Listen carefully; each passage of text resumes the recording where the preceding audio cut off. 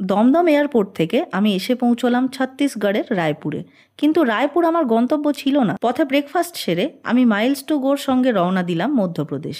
প্রথম গন্তব্য অমরকণ্টক, যার অপর নাম তীর্থরাজ।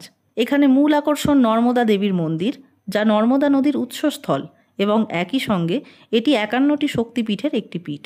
এই শক্তিপীঠের নাম সোনাক্ষী পীঠ বা সোনপীঠ। মন্দিরের মুখ্য পূজারী জানালেন, हम जिस स्थान पे बैठे हुए हैं ये स्थान माँ नर्मदा का है।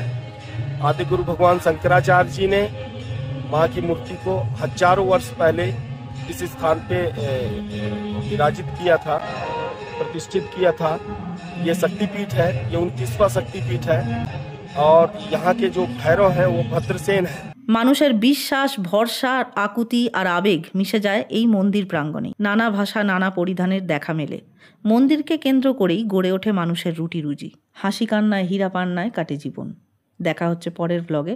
আপনারা প্লিজ চ্যানেলটা সাবস্ক্রাইব করে দেবেন।